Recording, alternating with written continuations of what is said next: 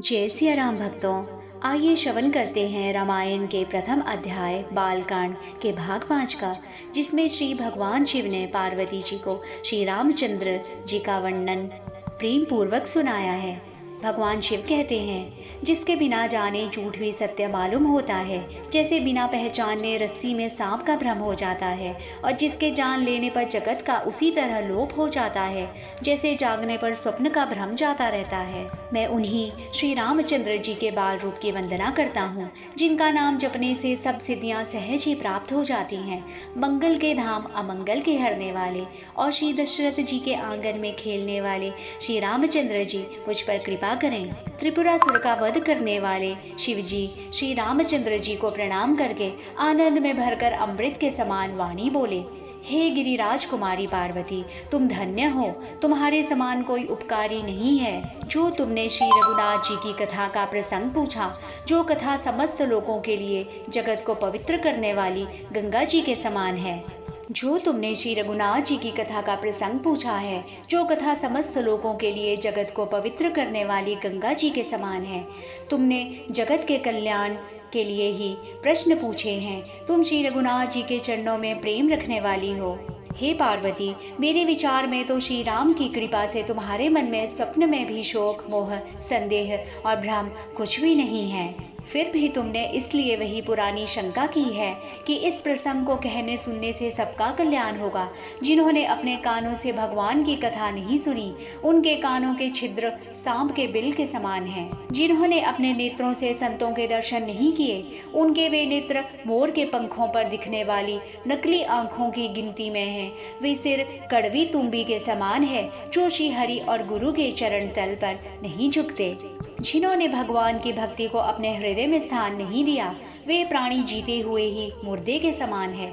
जो जीभ श्री रामचंद्र जी के गुणों का गान नहीं करती, वह मेंढक की जीभ के समान है। वह हृदय व्रज के समान कड़ा और निष्ठुर है, जो भगवान के चरित्र सुनकर हर्षित नहीं होता। हे पार्वती, श्री रामचंद्र जी की लीला सुनो। यह देवताओं का कल्याण करने वाली और दैत्यों को विशेष रूप से मोहित करने वाली है। श्री रामचंद्र जी की कथा कामधेनु के समान सेवा करने से सब सुखों को देने वाली है, और सतपुरुषों के समाज ही सब देवताओं के लोक हैं। ऐसा जानकर इसे कौन न सुनेगा। श्री रामचंद्र जी की कथा हाथ की सुंदर ताली है, जो संदेह रूपी पक्षियों को उड़ा देती है।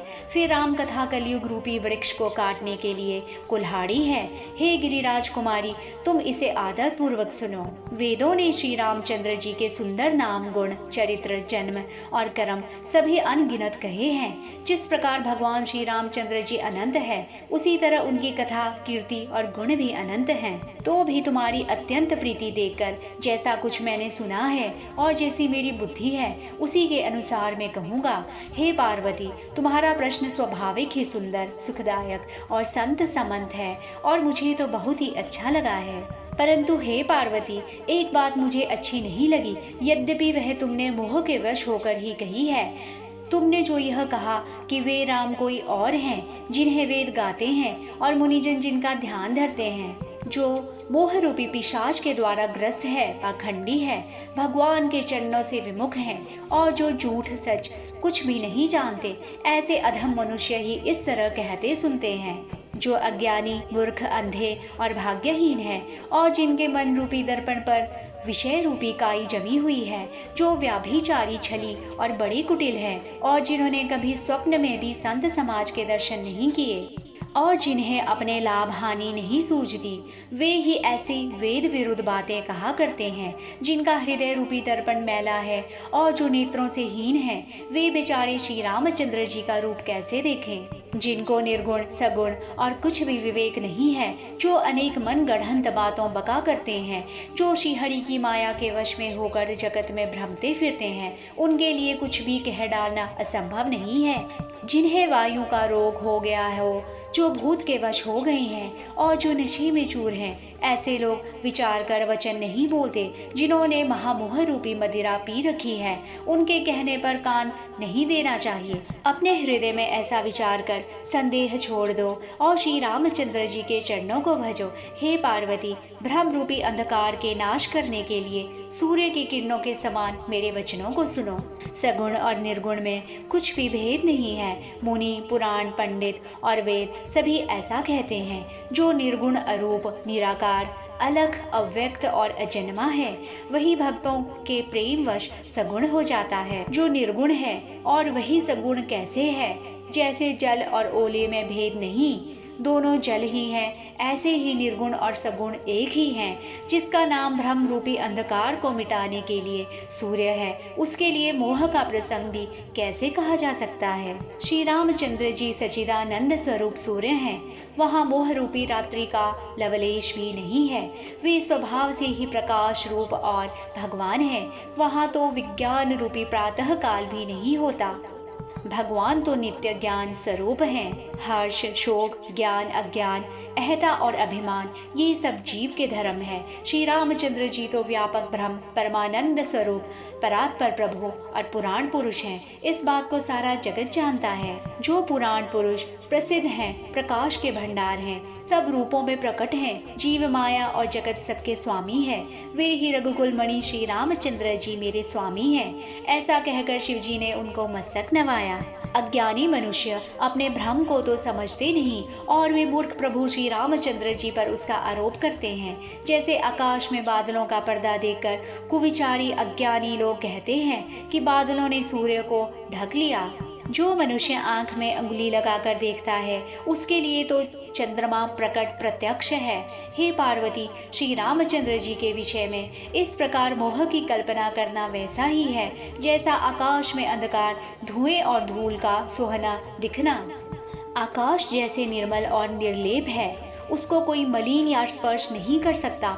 इसी प्रकार भगवान श्री रामचंद्र जी नित्य निर्मल और निर्लेप हैं। विषय, इंद्रियां, इंद्रियों के देवता और जीवात्मा, ये सब एक की सहायता से एक चेतन होते हैं।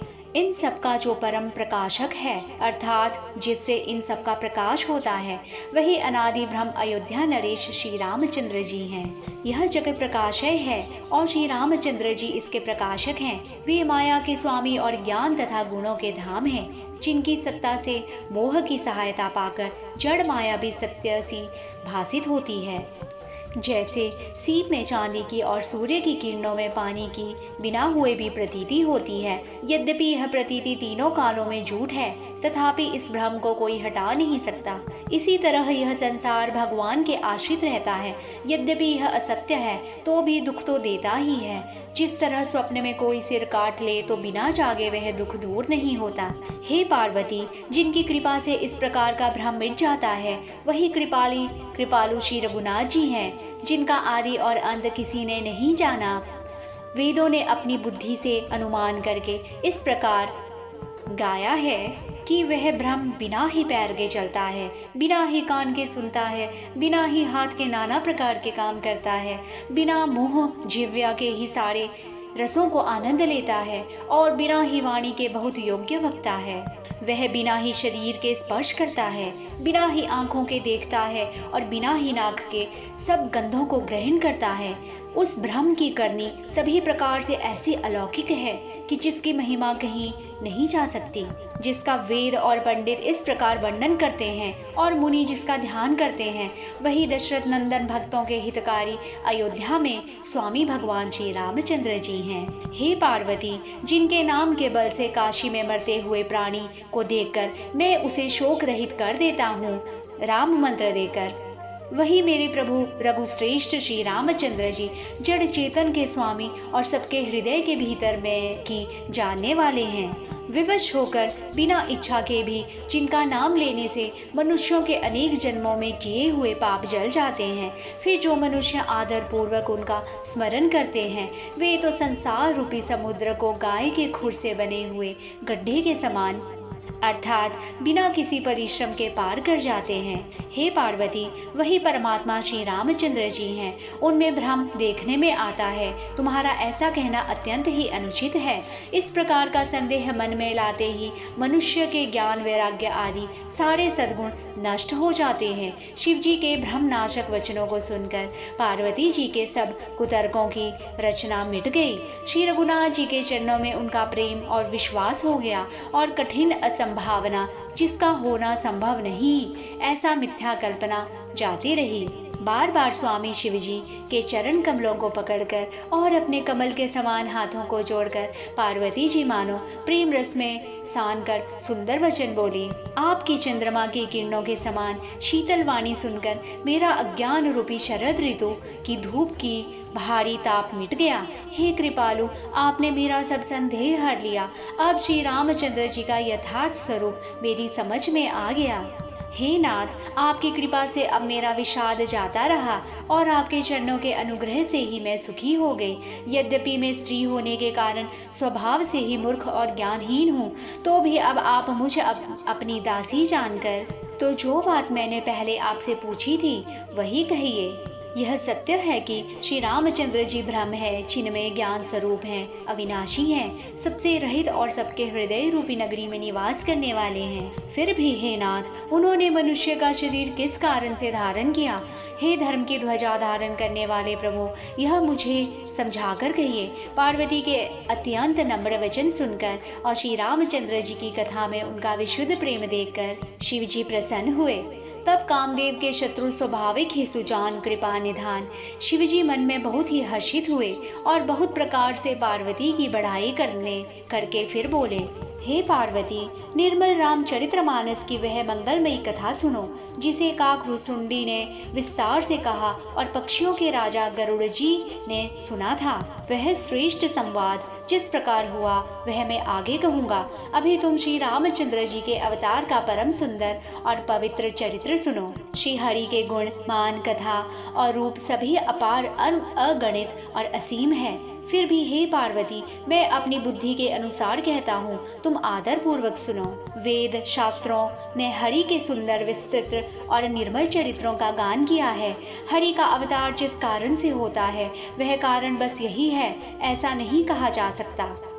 अनेकों कारण हो सकते हैं और ऐसे भी हो सकते हैं जिन्हें कोई जान ही नहीं सकता।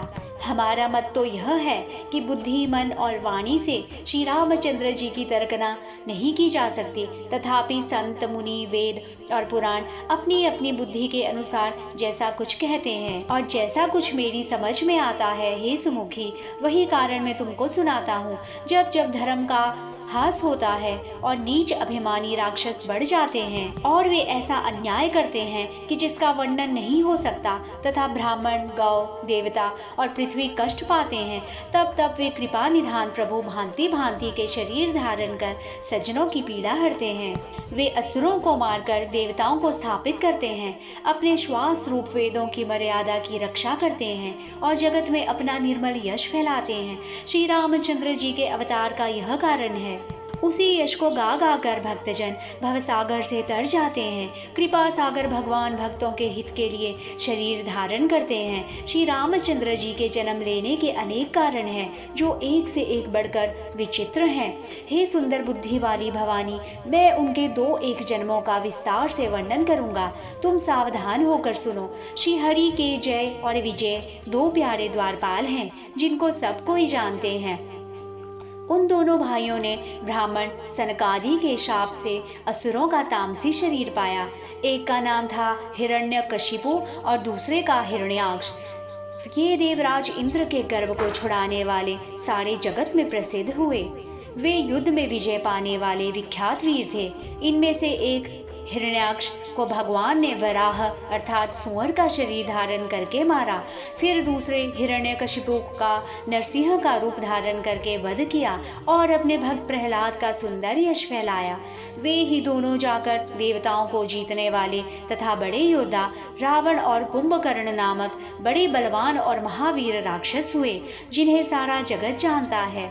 भगवान के द्वारा मारे जाने पर भी वे अर्थात हिरण्याक्ष और हिरण्यकशिपु इसलिए मुक्त नहीं हुए कि ब्राह्मण के वचन श्राप का प्रमाण 3 जन्म के लिए था। अतः एक बार उनके कल्याण के लिए भक्त प्रेमी भगवान ने फिर अवतार लिया। वहां कश्यप और अदिति उसके माता पिता हुए, जो दशरथ और कौशल्या के नाम से प्रसिद्ध थे। एक कल्प में इस प्रकार अवतार लेकर उन्होंने संसार में पवित्र लीलाएं की। एक कल्प में सब देवताओं को जलंधर दैत्य से युद्ध में हार जाने के कारण दुखी देखकर शिवजी ने उसके साथ बड़ा घोर युद्ध किया, पर वह महाबली दैत्य मारे नहीं मरता था। उस दैत्यराज की स्त्री परम सती बड़ी ही पतिव्रता थी। उसी के प्रताप से त्रिपुरासुर जैसे अजेय शत्रु का विनाश करने वाले शिवजी भी उस दैत्य को नहीं जीत सके। प्रभु के छल से उस स्त्री का व्रत भंग कर देवताओं का काम किया। जब उस स्त्री ने यह भेद जाना, तब उसने क्रोध करके भगवान को श्राप दिया। लीलाओं के भंडार कृपालु हरि ने उस स्त्री के श्राप को स्वीकार किया। वही जलंधर इस कल्प में रावण हुआ, जिसे श्री रामचंद्र जी ने युद्ध में मारकर परम पद दिया। एक जन्म का कारण यह था जिससे श्री रामचंद्र जी ने मनुष्य देह धारण किया। हे भारद्वाज मुनि सुनो, प्रभु के प्रत्येक अवतार की कथा का कवियों ने नाना प्रकार से वर्णन किया है। एक बार नारद जी ने श्राप दिया, अतः एक कल्प में उसके लिए अवतार हुआ। यह बात सुनकर पार्वती जी बड़ी चकित हुई और बोली, नारद जी तो विष्णु भक्त और ज्ञानी हैं। मुनि ने भगवान को श्राप किस कारण से दिया? लक्ष्मीपति भगवान ने उनका क्या अपराध किया था? हे पुरारी, यह कथा मुझसे कहिए। मुनि नारद के मन में मोह होना बड़े आश्चर्य की बात है। तब महादेव जी ने हंसकर कहा, न कोई ज्ञानी है न मूर्ख। श्री रघुनाथ जी जब जिसको जैसा करते हैं वह उसी क्षण वैसा ही हो जाता है। हे भारद्वाज, मैं श्री रामचंद्र जी के गुणों की कथा कहता हूँ, तुम आदर से सुनो। तुलसीदास जी कहते हैं, मान और मद को छोड़कर आवागमन का नाश करने वाले रघुनाथ जी को भजो। हिमालय पर्वत में एक बड़ी पवित्र गुफा थी। उसके समीप ही सुंदर गंगा जी बहती थी। वह परम पवित्र सुंदर आश्रम देखने पर नारद जी के मन को बहुत ही सुहावना लगा। पर्वत, नदी और वन के सुंदर विभागों को देखकर नारद जी का लक्ष्मीकांत भगवान के चरणों में प्रेम हो गया। भगवान का स्मरण करते ही उनके श्राप की गति रुक गई और मन के स्वाभाविक ही निर्मल होने से उनकी समाधि लग गई। नारद मुनि की स्थिति देखकर देवराज इंद्र डर गए। उसने कामदेव को बुलाकर उसका आदर सत्कार किया और कहा कि मेरे हित के लिए तुम अपने सहायकों सहित नारद की समाधि भंग करने जाओ। यह सुनकर मीन ध्वज कामदेव मन को प्रसन्न होकर चल दिए। इंद्र के मन में यह डर हुआ कि देवर्षि नारद मेरी अमरावती का निवास राज्य चाहते हैं। जगत में जो कामी और लोभी होते हैं वे कुटिल कोए की तरह सबसे डरते हैं। जैसे मूर्ख कुत्ता सिंह को देखकर सूखी हड्डी लेकर भागे और वह मूर्ख यह समझे कि कहीं उस हड्डी को सिंह छीन ना ले, वैसे ही इंद्र को नारद जी मेरा राज्य छीन लेंगे ऐसा सोचते लाज नहीं आई। जब कामदेव उस आश्रम में गए तब उसने अपनी माया से वहां वसंत ऋतु को उत्पन्न किया। तरह तरह के वृक्षों पर रंग बिरंगे फूल खिल गए। उन पर कोयलें कूकने लगी और भौरे गुंजर करने लगे। कामअग्नि को भड़काने वाली 3 प्रकार की शीतल, मंद और सुगंध सुहावनी हवा चलने लगी। रंभा आदि नवयुवती देवांगनाएं जो सब की सब काम कला में निपुण थी, वे बहुत प्रकार की तानों की तरंग के साथ गाने लगी और हाथ में गेंद लेकर नाना प्रकार के खेल खेलने लगी। कामदेव अपने इन सहायकों को देखकर बहुत प्रसन्न हुए और फिर उन्होंने नाना प्रकार के माया जाल किए, परंतु कामदेव की कोई भी कला मुनि पर असर न कर सकी।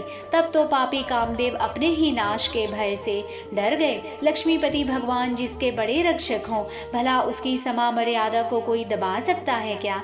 तब अपने सहायकों समेत कामदेव ने बहुत डरकर और अपने मन में हार मानकर बहुत ही दीन वचन कहते हुए मुनि के चरणों को जा पकड़ा। नारद जी के मन में कुछ भी क्रोध न आया। उन्होंने प्रिय वचन कहकर कामदेव को सावधान किया। तब मुनि के चरणों में सिर नवाकर और उनकी आज्ञा पाकर कामदेव अपने सहायकों सहित लौट गए। देवराज इंद्र की सभा में जाकर उसने मुनि की सुशीलता और अपनी करतूत सब कही, जिसे सुनकर सबके मन में आश्चर्य हुआ और उन्होंने मुनि की बढ़ाई करके श्री हरि को सिर नवाया। तब नारद जी शिव जी के पास गए। उनके मन में इस बात का अहंकार हो गया कि हमने कामदेव को जीत लिया। उन्होंने कामदेव के चरित्र शिव जी को सुनाए और महादेव जी ने उन नारद जी को अत्यंत प्रिय जानकर शिक्षा दी। हे मुनि, मैं तुमसे बार बार विनती करता हूँ कि जिस तरह यह कथा तुमने मुझे सुनाई है उस तरह भगवान श्री हरि को कभी मत सुनाना। चर्चा भी चले तब भी इसको छिपा जाना। यद्यपि यह शिवजी ने यह हित की शिक्षा दी, पर नारद जी को वह अच्छी न लगी। हे भारद्वाज, अब कौतुक तमाशा सुनो। हरि की इच्छा बड़ी बलवान है। श्री रामचंद्र जी को जो करना चाहते हैं वही होता है। ऐसा कोई नहीं जो उनके विरुद्ध कर सके। श्री शिव जी के वचन नारद जी के मन को अच्छे नहीं लगे। तब वे वहां से ब्रह्मलोक को चल दिए।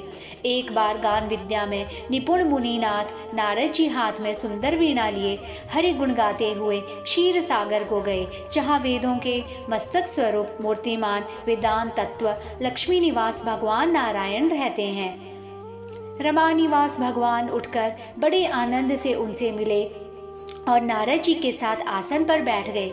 चराचर के स्वामी भगवान हंसकर बोले, हे मुनि, आज आपने बहुत दिनों पर दया की। यद्यपि श्री शिवजी ने उन्हें पहले से ही बरच रखा था, तो भी नारद जी ने कामदेव का सारा चरित्र भगवान को कह सुनाया। श्री रघुनाथ जी की माया बड़ी ही प्रबल है। जगत में ऐसा कौन जन्मा है जिसे वे मोहित न कर दें। भगवान रूखा मुंह देखकर कोमल वचन बोले, हे मुनिराज, आपका स्मरण करने से दूसरों के मोह, काम, मंद और अभिमान मिट जाते हैं। फिर आपके लिए तो कहना ही क्या है। हे मुनि सुनिए, मोह तो उसके मन में होता है जिसके हृदय में ज्ञान वैराग्य नहीं है। आप तो ब्रह्मचर्य व्रत में तत्पर और बड़े धीर बुद्धि हैं। भला कहीं आपको भी कामदेव सता सकता है। नारद जी ने अभिमान के साथ कहा, भगवान, यह सब आपकी कृपा है। करुणा निधान भगवान ने मन में विचार कर देखा कि इनके मन में गर्व के भारी वृक्ष का अंकुर पैदा हो गया है। मैं उसे तुरंत ही उखाड़ फेंकूंगा, क्योंकि सेवकों का हित करना हमारा प्रण है। मैं अवश्य ही वह उपाय करूंगा जिससे मुनि का कल्याण और मेरा खेल हो। तब नारद जी भगवान के चरणों में सिर नवाकर चले। उनके हृदय में अभिमान और भी बढ़ गया। तब लक्ष्मीपति भगवान ने अपनी माया को प्रेरित किया। उस हरि माया ने रास्ते में 100 योजन 400 कोस का एक नगर रचा। उस नगर की भांति भांति की रचनाएं लक्ष्मी निवास भगवान विष्णु के नगर बैकुंठ से भी अधिक सुंदर थी। उस नगर में ऐसे सुंदर नर नारी बसते थे मानो बहुत से कामदेव और उसकी स्त्री रति ही मनुष्य शरीर धारण किए हुए हों। उस नगर में शीलनिधि नाम का राजा रहता था, जिसके यहाँ असंख्य घोड़े, हाथी और सेना के समूह थे। उसका वैभव और विलास 100 इंद्रों के समान था। वह रूप, तेज, बल और नीति का घर था। उसके विश्व मोहिनी नाम की एक ऐसी रूपवती कन्या थी जिसके रूप को देखकर लक्ष्मी जी भी मोहित हो जाएं। वह सब गुणों की खान भगवान की माया ही थी। उसकी शोभा का वर्णन कैसे किया जा सकता है। वह राजकुमारी स्वयंवर करना चाहती थी। इससे वह अनगणित राजा आए हुए थे। खिलवावाड़ी मुनि नारद जी उस नगर में गए और नगरवासियों से उन्होंने सब हाल पूछा। सब समाचार सुनकर वे राजा के महल में आए। राजा ने पूजा करके मुनि को आसन पर बिठाया। फिर राजा ने राजकुमारी को लाकर नारद जी को दिखलाया और पूछा, हे नाथ, आप अपने हृदय में विचार कर इसके सब गुण दोष कहिए। उसके रूप को देखकर मुनि वैराग्य भूल गए और बड़ी देर तक उसकी ओर देखते ही रह गए। उसके लक्षण देखकर मुनि अपने आप को भी भूल गए और हृदय में हर्षित हुए, पर प्रकट रूप में उन लक्षणों को नहीं कहा। लक्षणों को सोचकर वे मन में कहने लगे, जो इसे जिसे ब्याहेगा वह अमर हो जाएगा और रणभूमि में कोई उसे जीत न सकेगा। यह शील निधि की कन्या जिसको वरेगी, सब चर अचर जीव उसकी सेवा करेंगे। सब लक्षणों को विचार कर मुनि ने अपने हृदय में रख लिया और राजा से कुछ अपनी ओर से बनाकर कह दिए। राजा से लड़की के सुलक्षण कहकर नारद जी चल दिए, पर उनके मन में यह चिंता थी कि मैं जाकर सोच विचार कर अब वही उपाय करूं जिससे यह कन्या मुझे ही वरे। इस समय जब तब से तो कुछ हो नहीं सकता। हे विधाता, मुझे यह कन्या किस तरह मिलेगी? इस समय तो बड़ी भारी शोभा और विशाल सुंदर रूप चाहिए जिसे देखकर राजकुमारी मुझ पर रीझ जाए और तब जयमाल मेरे गले में डाल दे। नारद जी सोचने लगे, एक काम करता हूँ, भगवान से सुंदरता मांग लेता हूँ। उनके पास जाने में तो बहुत देर हो जाएगी, किंतु श्री हरि के समान मेरा हित भी कोई नहीं है, इसलिए इस समय वे ही मेरे सहायक हैं। उस समय नारद जी ने भगवान की बहुत प्रकार से विनती की। तब लीला में कृपालु प्रभु वहीं प्रकट हो गए। स्वामी को देखकर नारद जी के नेत्र शीतल हो गए और वे मन में बड़े ही हर्षित हुए और अब तो काम बन ही जाएगा, नारद जी सोचने लगे। नारद जी ने बहुत दीन होकर सब कथा कह सुनाई और प्रार्थना की, कृपा कीजिए और कृपा करके मेरे सहायक बनिए। हे प्रभु, आप अपना रूप मुझको दीजिए और किसी प्रकार मैं उस राज्य कन्या को नहीं पा सकता। हे नाथ, जिस तरह मेरा हित हो आप वही शीघ्र कीजिए। मैं आपका दास हूँ। अपनी माया का विशाल बल देख दीन दयालु भगवान मन ही मन हंसकर बोले, हे नारद जी सुनो, जिस प्रकार आपका परम हित होगा वही मैं करूँगा, दूसरा कुछ नहीं। हमारा वचन असत्य नहीं होता। हे योगी मुनि सुनिए, रोग से व्याकुल रोगी कुपथ मांगे तो वैद्य उसे नहीं देता। इसी प्रकार मैंने भी तुम्हारा हित करने की ठान ली है। ऐसा कहकर भगवान अंतर्ध्यान हो गए। भगवान की माया के वशीभूत हुए मुनि ऐसे मूढ़ हो गए कि वे भगवान की स्पष्ट वाणी को भी न समझ सके। ऋषिराज नारद जी तुरंत वहां गए जहां स्वयंवर की भूमि बनाई गई थी। राजा लोग खूब सज धज कर समाज सहित अपने अपने आसन पर बैठे थे। मुनि नारद मन ही मन प्रसन्न हो रहे थे कि मेरा रूप बड़ा सुंदर है, मुझे छोड़ कन्या भूलकर भी दूसरे को नहीं वरेगी। कृपा निधान भगवान ने मुनि के कल्याण के लिए उन्हें ऐसा कुरूप बना दिया कि जिसका वर्णन नहीं हो सकता, पर यह चरित्र कोई भी न जान सका। सबने उन्हें नारद ही जानकर प्रणाम किया। वहां शिव जी के 2 गण भी थे। वे सब भेद जानते थे और ब्राह्मण का वेश बनाकर सारी लीला देखते फिरते थे। वे भी बड़े मौजी थे। नारद जी अपने हृदय में रूप का बड़ा अभिमान लेकर जिस समाज पंक्ति में जाकर बैठे हुए थे, ये शिव जी के दोनों गण भी वहीं बैठ गए। ब्राह्मण के वेश में होने के कारण उनकी इस चाल को कोई न जान सका। वे नारद जी को सुना सुनाकर व्यंग वचन कहते थे। भगवान ने इनको अच्छी सुंदरता दी है, इनकी शोभा देखकर राजकुमारी रीझ ही जाएंगी और हरि वानर जानकर इन्हीं को खास तौर से वरेंगी। नारद मुनि को मोह हो रहा था क्योंकि उनका मन दूसरे के हाथ माया के वश में था। शिव जी के गण बहुत प्रसन्न होकर हंस रहे थे। यद्यपि मुनि उनकी अटपटी बातें सुन रहे थे, पर बुद्धि भ्रम से सनी हुई होने के कारण वे बातें उनकी समझ में नहीं आती थी। उनकी बातों को वे अपनी प्रशंसा समझ रहे थे। इस विशेष चरित्र को और किसी ने नहीं जाना, केवल राजकन्या ने नारद जी का वह रूप देखा। उनका बंदर का सा मुंह और भयंकर शरीर देखते ही कन्या के हृदय में क्रोध उत्पन्न हो गया। तब राजकुमारी सखियों को साथ लेकर इस तरह चली मानो राजहंसिनी चल रही हैं। वह अपने कमल जैसे हाथों में जयमाला लिए सब राजाओं को देखती हुई घूमने लगी।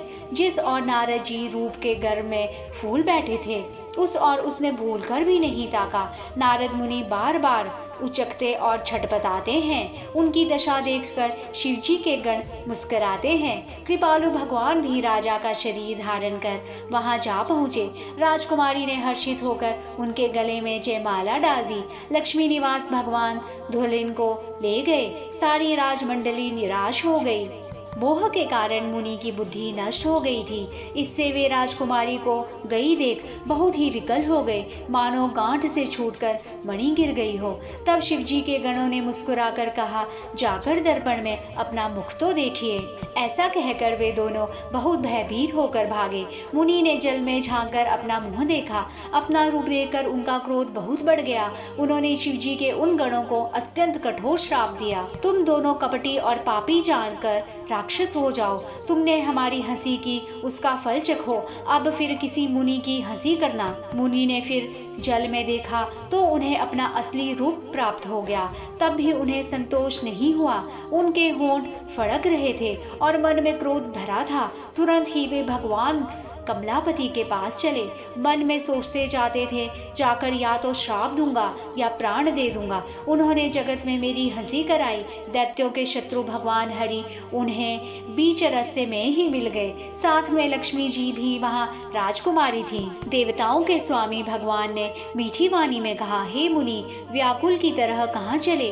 ये शब्द सुनते ही नारद जी को बड़ा क्रोध आया। माया के वशीभूत होने के कारण मन में चेत नहीं रहा। मुनि ने कहा, तुम दूसरों की संपदा नहीं देख सकते, तुम्हारे ईर्ष्या और कपट बहुत हैं। समुद्र मथते समय तुमने शिवजी को बावला बना दिया और देवताओं को प्रेरित करके उन्हें विषपान कराया। असुरों को मदिरा और शिवजी को विष देकर तुमने स्वयं लक्ष्मी और सुंदर कौस्तुभ मणि ले ली। तुम बड़े धोखेबाज और मतलबी हो, सदा कपट का व्यवहार करते हो। तुम परम स्वतंत्र हो, सिर पर तो कोई है नहीं। इससे जब जो मन में भाता है वही करते हो। भले को बुरा और बुरे को भला कर देते हो। हृदय में हर्ष विषाद कुछ भी नहीं लाते। सबको ठग ठग कर परख गए हो और अत्यंत निडर हो गए हो। इसी से ठगने के काम में मन में सदा उत्साह रहता है। शुभ अशुभ कर्म तुम्हें बाधा नहीं देते। अब तक तुमको किसी ने ठीक नहीं किया था, अब कि तुमने अच्छे घर बना दिया है। मेरे जैसे जबरदस्त आदमी से छेड़खानी की है, अतः अपने किए का फल अवश्य पाओगे। जिस शरीर को धारण करके तुमने मुझे ठगा है, तुम भी वही शरीर धारण करो, यह मेरा श्राप है। तुमने हमारा रूप बंदर का सा बना दिया था, इससे बंदर ही तुम्हारी सहायता करेंगे। मैं जिस स्त्री को चाहता था उससे मेरा वियोग कराकर तुमने मेरा बड़ा अहित किया है, इससे तुम भी स्त्री के वियोग में दुखी होंगे। श्राप को सिर पर चढ़ाकर हृदय में हर्षित होते हुए प्रभु ने नारद जी से बहुत विनती की और कृपा निधान भगवान ने अपनी माया की प्रबलता खींच ली। जब भगवान ने अपनी माया को हटा दिया तब वहां न लक्ष्मी ही रह गई न राजकुमारी ही। तब मुनि ने अत्यंत भयभीत होकर श्रीहरि के चरण पकड़ लिए और कहा, हे शरणागत के दुखों को हरने वाले, मेरी रक्षा कीजिए। हे कृपालु, मेरा श्राप मिथ्या हो जाए। तब दीनों पर दया करने वाले भगवान ने कहा कि यह सब मेरी ही इच्छा से हुआ है। मुनि ने कहा, मैंने आपको अनेक खोटे वचन कहे हैं, मेरे पाप कैसे मिटेंगे? भगवान ने कहा, जाकर शंकर जी के शत नाम का जप करो, इससे हृदय में तुरंत शांति होगी। शिव जी के समान मुझे कोई प्रिय नहीं है, इस विश्वास को भूलकर भी न छोड़ूंगा। हे मुनि, शिवजी जिस पर कृपा नहीं करते वह मेरी भक्ति नहीं पाता। हृदय में ऐसा निश्चय करके जाकर पृथ्वी पर विचारो। अब मेरी माया तुम्हारे निकट नहीं आएगी। बहुत प्रकार से मुनि को समझा बुझाकर तब प्रभु अंतर ध्यान हो गए और नारद जी श्री रामचंद्र जी के गुणों का गान करते हुए सत्यलोक को चले गए। शिवजी के गणों ने जब मुनि को मोह रहित और मन में बहुत प्रसन्न होकर मार्ग में जाते हुए देखा तब वे अत्यंत भयभीत होकर नारद जी के पास आए और उनके चरण पकड़कर दीन वचन बोले, हे मुनिराज, हम ब्राह्मण नहीं हैं, शिवजी के गण हैं। हमने बड़ा अपराध किया जिसका फल हमने पा लिया। हे कृपालु, अब शाप दूर करने की कृपा कीजिए। दीनों पर दया करने वाले नारद जी ने कहा, तुम दोनों जाकर राक्षस हो जाओ।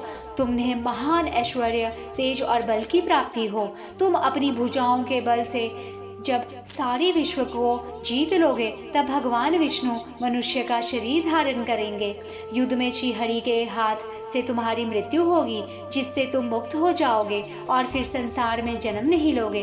वे दोनों मुनि के चरणों में सिर नवाकर चले और समय पाकर राक्षस हुए। देवताओं को प्रसन्न करने वाले, सज्जनों को सुख देने वाले और पृथ्वी का भार हरण करने वाले भगवान ने एक कल्प में इसी कारण मनुष्य का अवतार लिया था।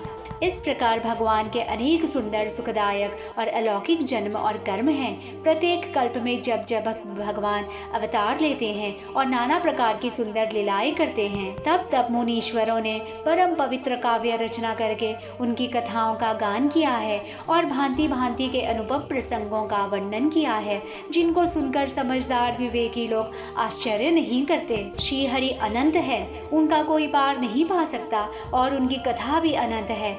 सब संत लोग उसे बहुत प्रकार से कहते सुनते हैं। श्री रामचंद्र जी के सुंदर चरित्र करोड़ों कल्पों में भी गाए नहीं जा सकते। शिव जी कहते हैं कि हे पार्वती, मैंने यह बताने के लिए इस प्रसंग को कहा कि ज्ञानी मुनि भी भगवान की माया से मोहित हो जाते हैं। प्रभु कौतुकी लीलामय है और शरणागत का हित करने वाले हैं।